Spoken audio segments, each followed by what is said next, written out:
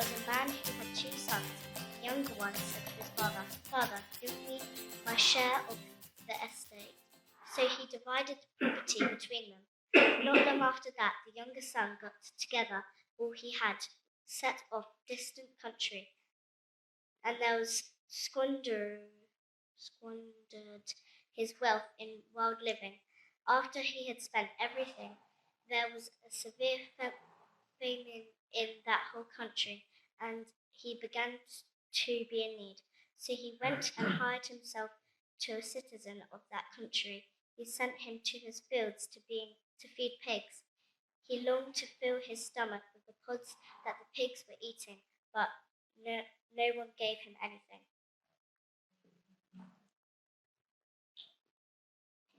When he came to his senses, he said, "How many of my father's hired servants have food to spare, and here I am starving to death?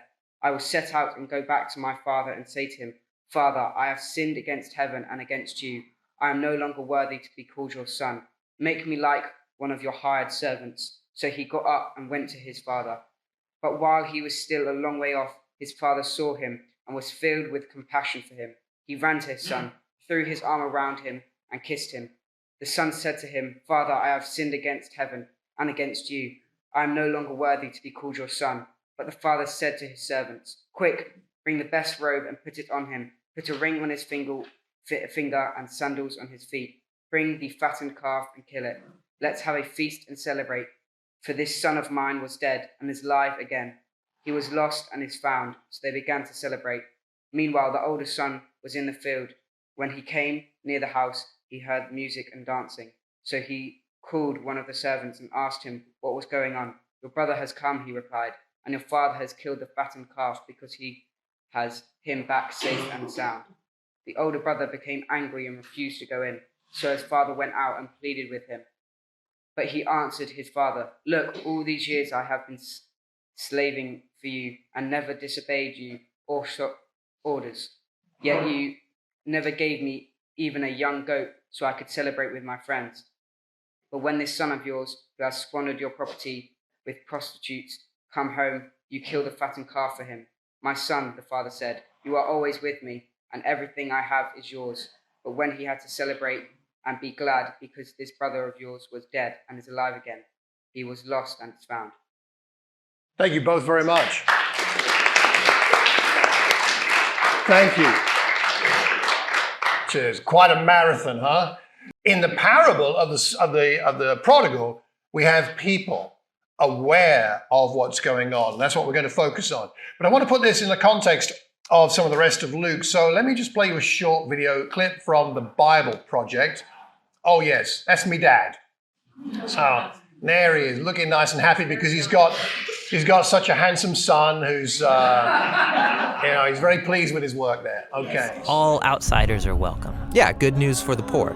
That's one of Luke's main themes. Yeah, you'll find it all over this section. The marginalized people that he heals, the shamed sex workers he reaches out to, the tax collectors he includes. This is Jesus' kingdom crew. And Israel's religious leaders watch and start to criticize him. If he really is God's prophet, why is he welcoming sinners and eating with them? Yeah, this section reads like the Battle of the Banquets. So Jesus throws these dinner parties as a symbol of how God's kingdom is here for the sick and the poor, people who could never pay him back. Jesus also attends banquets with Israel's religious leaders. Yeah, and he lays into them for becoming an arrogant, exclusive social club. But they don't get it, and so he tells them a famous parable that goes like this. There was a father who had 2 sons. The older son is trustworthy and honors his father. And the younger son, he's a mess. He rebels and cashes in his inheritance to travel far away and blow it all on partying and being stupid. And then there's a famine in the land, and he runs out of money. So he has to scrape by taking care of somebody's pigs. And he's so hungry he wants to eat the pig slop, at which point it occurs to him, if I'm gonna be a farmhand, I might as well go home and work for my dad.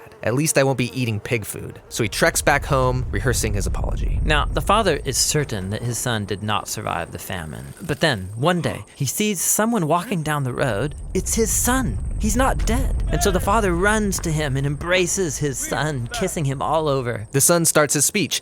"Dad, I don't deserve to be your son. Maybe I could come and work for you. But before he can finish, the father calls his servants to go get the nicest robe, new sandals, a fancy ring for his son. They are to prepare the best food for a banquet. It is time to celebrate. Now later that day, the older brother arrives from a long day working in the field to discover his long-lost loser of a brother has come home, and they're celebrating? And he gets angry. And think about it. He's been faithful to his father all of these years. He never got a party like this.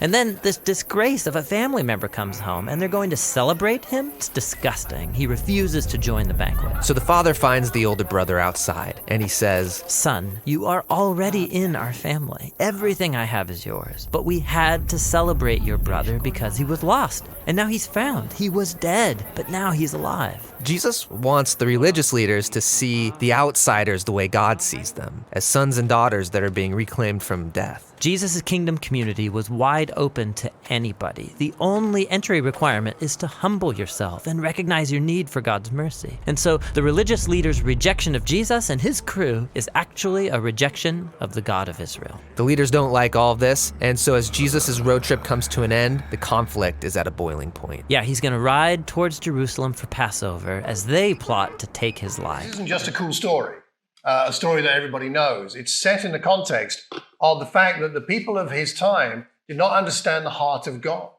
and did not understand how to appropriately respond to the invitation that God gives. And so that's kind of what we're looking at today together. And we're going to have a fair bit of discussion in our lesson today. And if you're online, welcome to you. And I'll be coming over to have a chat with anybody online if that's helpful. Usually in this parable, it's the younger son that gets the focus. It's called the parable of the prodigal son, but you'll have noticed there's more than one son. And there are problems with not just the younger son, but also the older son. It's also been called by some people the parable of the prodigal God, in the sense that God does not treat people the way people expect him to treat people. There's a book by Timothy Keller with that title, The Prodigal God, you might find interesting. My particular favorite of all the books I've read around this parable is this one by Henry Nouwen, The Return of the Prodigal Son. And in fact, I think it's on the next slide. That's the cover.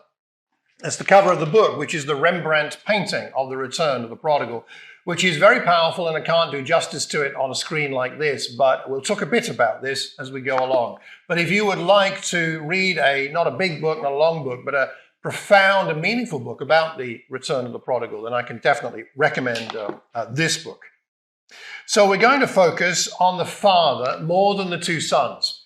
The parable is about the sons. It is also about the father. And really, to do full justice to the parable, we should look at all of them. But because it's Father's Day, we're going to focus more on the character and the heart of the father in the story and ask ourselves what we learn about that for ourselves as potentially sons to that kind of father, but also about in what way we might want to be like that father.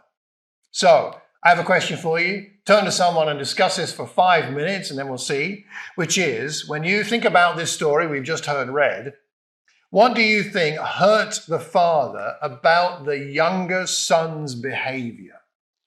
So not so much what do you think about the younger son's behavior, the one who went off and squandered the inheritance, but what do you think hurt the father about that behavior? So it's a slightly different question than what you might think. Not about the son's behavior. What do you think hurt the father about that younger son's behavior? Does that make sense? Okay, 5 minutes, have a chat, and let's see what we come up with. Behavior. What have you discovered? Thoughts? Yeah. He felt failure. Failure. He could have felt like a failure as a father, right? If I'd raised him differently, maybe this wouldn't have happened. So it could be some feeling of failure.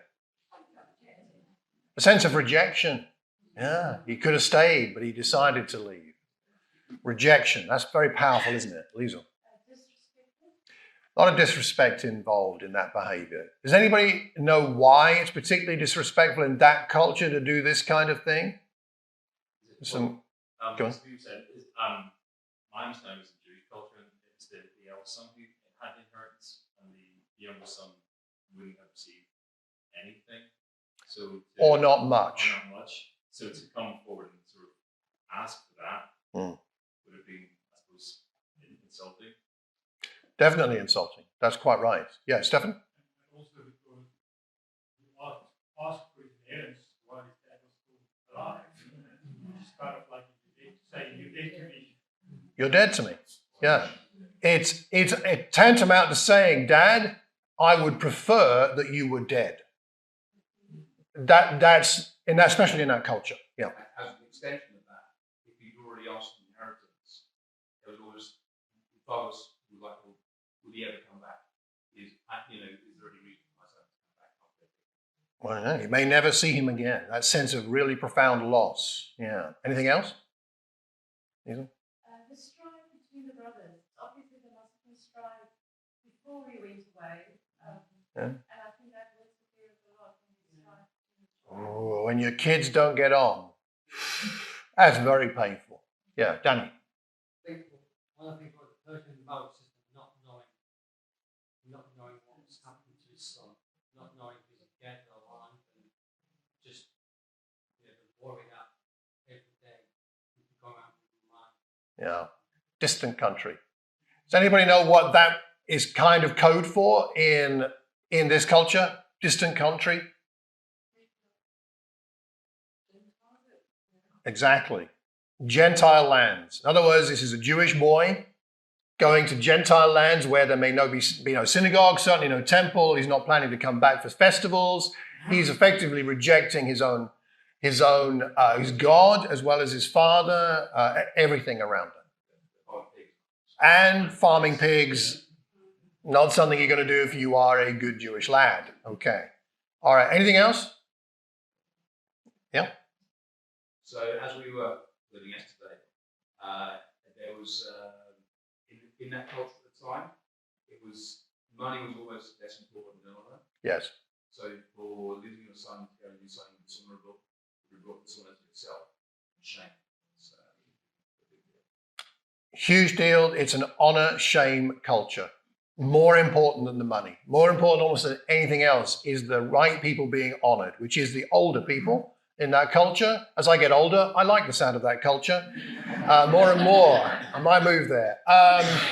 But that idea of the older you get, the more respect you get, and especially also in that culture where the father, if he's this wealthy, and he's clearly a very wealthy man, with all the other things we see in the story, he would have had a key role in the community, the local village. He'd have been the person or one of the people they go to for problems in the village, solving issues to do with orphans, with people that are poor, this kind of thing. So he'd be very prominent. And this, of course, everybody would know what had happened.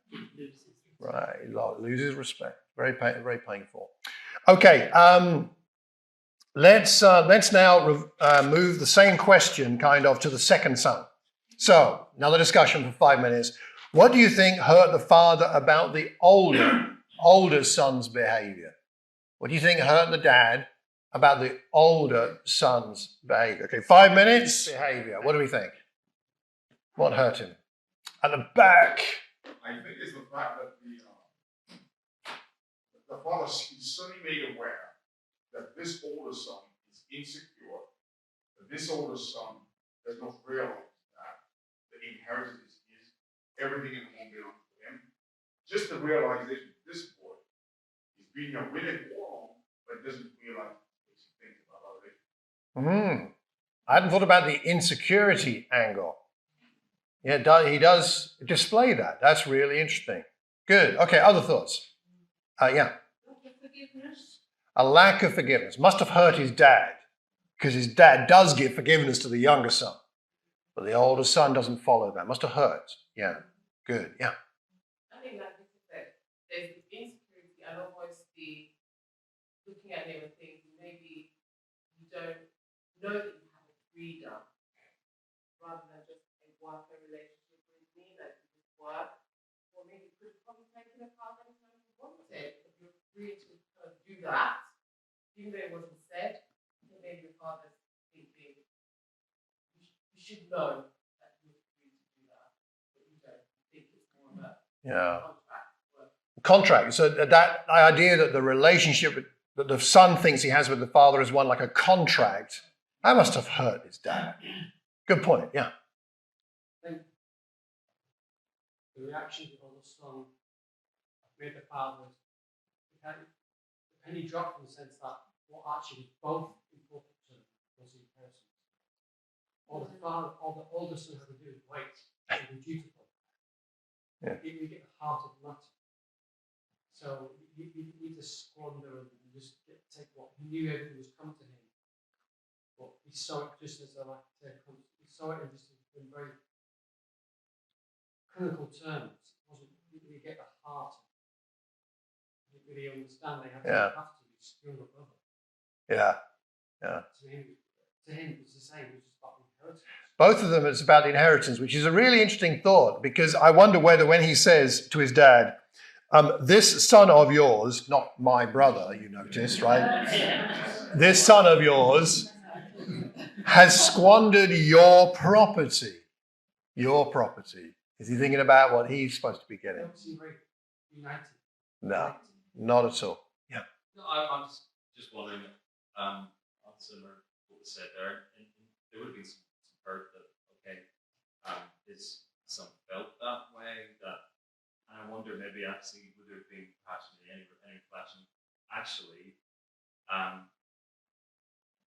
my son doesn't feel that I appreciate him, that I haven't actually done those things, be more present and let him know now how much he's appreciated, and that it's something that's, as much as he's going to get all his inheritance, he doesn't feel that now in comparison to what I've done for the other son.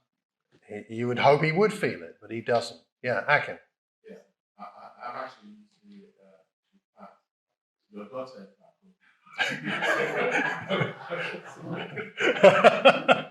Amazing what we use that term at different times. But I was going to say, I think sudden realization for the dad that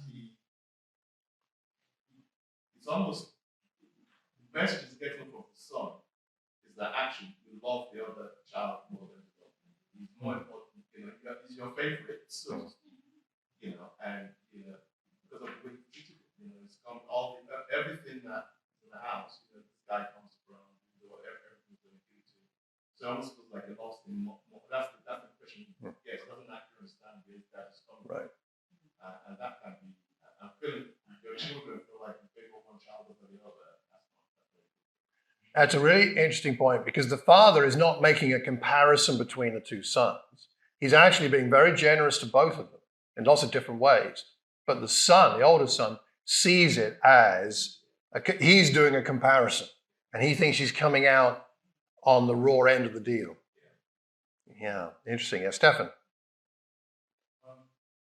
Father must have been disappointed the older son didn't stand up when the younger son asked for the inheritance, and he, like in that, he took his half of that. He said, that's not right. Good point. Yeah, maybe that's a good point. So the father might have thought the older son would say, no, that's not right, and have a conviction about it. Anything else? Yeah. I just think of the scripture, fathers train their children in the way they should go, and why is father training his children and being laid down, that his children is not taking the wisdom that they've actually been exposed to for the majority of their life. Must have hurt. Yeah. One more, if you like. Stefan and then Pat. Father might be disappointed that all the stuff was to care about rather than going to look for it and look and find it and how it's going to try to bring it back. Man, he could have helped out. Good point. That's what I was going to say. He didn't go and look for him. He didn't show as if he wanted to find out what happened to him. He didn't, did he? A couple of connecting points between the younger son and the older son, and then we're going to have another brief discussion about the father in a moment. But you see, the community shame issue is there for both sons with the father. With the younger son, it's the wanting the inheritance and saying, I wish you were dead. Please, let's act as if you were dead. You are dead to me. and the whole community knowing that. But the older son is similar, although from a different perspective, which is, if you're the older son in that culture, it's your job to welcome all the guests to a party. It's a big house. It's a big spread out house. The dad, especially someone as wealthy as this and prominent in the culture, in the society, he'd have been inside on a big chair. Basically, he'd sit on something a bit like a throne, really. And his son would be at the door welcoming the guests and say, thank you for honoring my father's house. My father would love to see you. Be very grateful you're here. Please come and see him. And he'd take the guest into his father's presence and say, Father, your neighbor so-and-so is here to see you. That's the role of the older son. But instead, where is he? Outside, moaning and complaining, refusing to go in. Which means, again, the whole community would know what he's doing. So this son has shamed his father just as much as the younger son. Shame in both those contexts. The younger son represents in many ways perhaps the history of Israel. A son to God as father who were rescued from Egypt and then wandered all over the desert, wishing they were back in Egypt, moaning about not having enough food and drink. And it was better in Egypt when we were slaves. And, oh, by the way, let's worship this calf because Moses has swanned up off a mountain, supposedly talking to God, but we don't know where he's gone. So let's have a little golden calf and bow down and worship that. I mean, this is Israel's history, right? They even get into the promised land and then they say, well, we appreciate God. Let's have a temple or a tabernacle place for him, but let's have another altar to Asherah or Molech or one of these other gods, just in case, because sometimes God doesn't seem to be paying enough attention. So let's have an extra god just in case. And they, of course, go into exile. And the older son is more, I think, connected in this context with the time of Jesus' day of the Pharisees and the teachers of the law. I have a scripture here for you. Right. Jesus said this about the teachers of the law and the Pharisees. He calls them hypocrites. He says, you shut the door of the kingdom of heaven in people's faces. It's a pretty serious accusation, to put it, Israel's religious leaders. You yourselves do not enter. He's saying you're not going to make it. You don't enter, nor will you let those enter who are trying. This is the older son not welcoming the younger son back, who wants to come back and be reconciled. Woe to you, teachers of the law and Pharisees, you hypocrites, again. You travel over land and sea to win a single convert, and when you have succeeded, you make them twice as much a child of hell as you are. Strong, huh? This is Jesus. It reminds you of Old Testament prophets, if you know your Old Testament. He's very concerned when people act like the older brother and do not welcome those who God, by his grace, wants to bring back into a reconciled relationship with him. All right, 5 more minutes for the last bit. What do we learn here about the heart of the Father? What do we learn about the heart of the Father? What do we think, everybody? What stands out? Anything that stands out? The heart of the Father. Akin. Much better heart than mine. I was speaking to Steve in my fault. If that happened, the neighbors will be disciplining the son as he walks through the door. I mean, how dare you wasted all that money, as no one left, and the society would think that's the right thing to do, rightly so. Now you might still work on it back later, but you have to make sure you understand very clearly how much is the dad. So he has an incredibly lovely and patient heart. Same with the older son. I felt like you could have gone to tell the older son, get the act together, mate. Here you have everything. The attitude in which he talks to his son is very different. He's very patient, very incredibly patient, and a heart that just wants the best for his son, no matter what. You're right. It's very countercultural. Yeah, Simone. I think they have serious communication issues in this culture. You don't tell your older son that you appreciate what you are doing, and I'm with the older son. Like, really? That's just me unconditional love that the father clearly has for his sons, but then again they have certainly communication issues. They certainly need somebody to mediate in this situation, and I think that will not be resolved. Okay, thank you, Sarah. I think when you look at it, he runs to both sons, because he runs to his son to meet him, Yes. and he runs out to his son Yes. to encourage him back. And I think, that heart of he meets them where they're at and where they need to be helped, like we do with all our children. We meet our children's needs in accordance to our children and their character. And I think that's the same part God has for us. He does. Yeah, he goes to meet them where they're at rather than getting them to shape up before he goes to be with them. Very good point. Yes? A heart that forgives. Yeah. Big heart. Yeah, Chris. Also, the father provided for his son. Mm. Gave him fresh clothes and, Sandals, the robe, the ring, provides. Patricia. I think it's a feel of what Sarah just shared. I think the father was very humble. Apparently, it wasn't the culture for a father to run to a son. It probably must feel with long road to all that. That's A lot of humility. You don't run anywhere when you're a dad in that culture.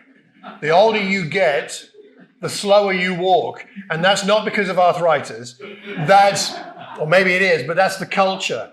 You just walk slower and slower as you get older. You don't run anywhere. Yeah. Some of that sort of the capacity for love is such that actually his father held that shame in the community with the younger son, and the shame that actually he would feel in this moment if his older son is not there to introduce people into the party. So it's actually a moment to hold that and still actually be able to love you and not sort of take out whatever character or whatever I feel. Just be so calm. The way he's able to absorb that is quite something, isn't it? The emotional cost of that must have been very high. It'd be nice to see 6 months down the line. That's another parable which we haven't got. Maybe he told that one, it wasn't recorded. We don't know. Liesl. Bold.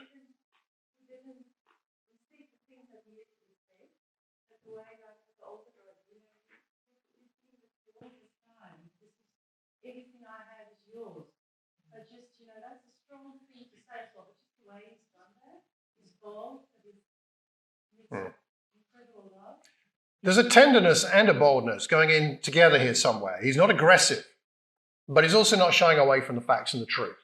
Yeah, really interesting. Yeah. I'm just wondering if it's also a learning experience for the father. Because the father in the parable is compassionate, is humble, he says the right things. But something's clearly gone on in the past where the brothers haven't got what he's trying to teach them. I'm not saying that, not like it's difficult to explain, but I just think when you look at the father relationship with the Father and Jesus, like Jesus is obedient, it's a perfect relationship. So although this father is impressive, it's obviously not a perfect relationship he has with his sons. Otherwise, he won't be in the position they're in together.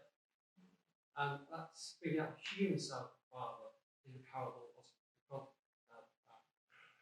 I think there's something there. And I think here's the thing that maybe we might build on with that, which is that in the same sense, though, God doesn't control his children.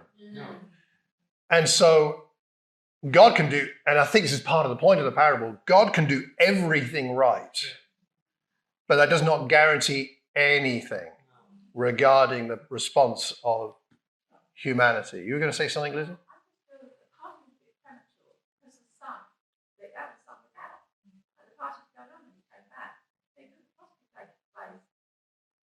Really to show people the Father and introduce them because we didn't know things going on really. Yeah. So it's a good question as to why he didn't know. Yeah. You were going to say something? Yeah, I think just responding to what you're saying about how the father absorbed so much. And I was studying out like meekness yesterday, and I don't find meekness. It's like quiet, gentle, easy, plays on submissive, and like that quality to look at the people who hurt you, and I don't know, like still look at them lovingly, like take that in. I think even when the younger son asked for his inheritance, he like submissive to that. He gave in to his request, and then where else am I going with this? I don't know, but yeah, I don't know. But the meekness point is very important because the gentleness and the willingness to forgive of the Father does not indicate weakness. It's actually a deep strength that enables him to be able to be this gracious to these two sons who dishonored him in such a way, but without being aggressive. Yeah.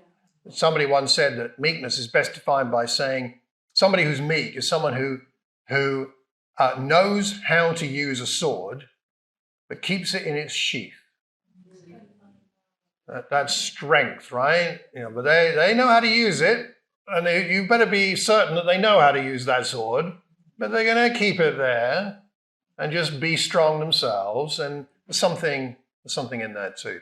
We better wrap up. Sorry, time is against us. I apologize for that, but we better do that. I think to wrap up before Steve's going to come and pray for us in a minute, before we take bread and wine, I think this is a great parable leading up to taking the Lord's Supper and thinking about what it cost God the Father to welcome us.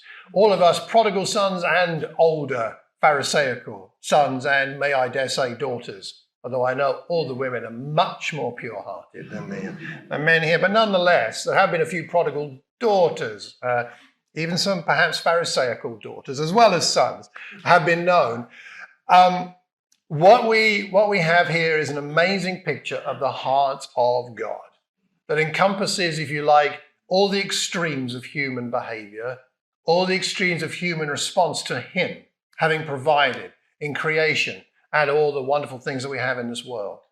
Those who go down the path of the Pharisees or those who go down the path of the prodigal running off to play with the pigs. Either way, he loves us all. We see a heart of love expressed in his generosity, that he doesn't take offense, he's compassionate. You see how he's expressive with his energy and physically running to see his son. He's welcoming, forgiving, he's urgent, he's accepting, he celebrates with joy. He seeks out the older son, doesn't leave him out there. He listens, he reasons, he's reasonable, and he's reassuring to the older son, as well as to the younger son by giving him the sandal, the robe, and the ring. He loves both sons. He loves the rebellious runaway, and he loves the rebellious resenter. And maybe that's one, maybe some of us here are more one than the other. Perhaps some of us more the rebellious runaway type. Perhaps some of us a bit more the rebellious resenter type. But God isn't comparing us and thinking one's better than the other or worse than the other. He is the one who loves us all equally. In this parable, the Father is referred to 11 times. I'd say it is more a parable about the Father than about either of the sons. I believe this is why Jesus told this amazing parable. The big question is perhaps not so much how we might respond to God's love, although that's true, but perhaps the big question is whether we will allow God to love us this way. It's humbling to let God love you with this kind of love and to accept the fact that God thinks you are worthy of that kind of love. He thinks that of you as your son, as his son or daughter. You are worthy of this love. And then there's joy that comes as a result. One writer about this parable said this: it is only when a penitent sinner is treated as a son that he has any hope of becoming one. I think that says something about our relationship with God, but I think it also says something about the way that we treat other people. That we welcome people into our lives who maybe have hurt us, who maybe have been rebellious, either by being a prodigal or being a runaway or being a resenter. The Pharisee and the prodigal need to be equally welcomed into our lives. Only if we treat them as a son or daughter do they have any hope of becoming a real son or daughter of God. It challenges the extent of our love. Perhaps you see yourself in the portrait of the younger son, perhaps more in the portrait of the older son. In either case, could we respond appropriately to the incredible love of Jesus, to the incredible love of the Father? In Ephesians 5, Paul writes this: follow God's example. I think he's referring there primarily to the Father God. Follow God's example, therefore, as dearly loved children. Walk in the way of love, just as Christ loved us, gave himself up for us as a fragrant offering and a sacrifice to God. As we take bread and wine now, we are celebrating the fact that God celebrates when we come back to him, and we're remembering what it cost. And it didn't cost a party, it didn't cost half the inheritance or something, it didn't cost a little bit of shame here or there on earth. It cost God the Father, it cost him his Son, so that we could become sons and daughters, entering into the same love that they share. So let's learn from the Father. Let's learn to be compassionate, to be forgiving and be generous, but let's also learn that we are fully, truly accepted and loved fully, wholeheartedly, no matter whether we're the rebellious runaway or the rebellious resenter. Steve, do you want to come up, please, and pray for us now? And remind us of the cross, and then we'll take some bread and wine together.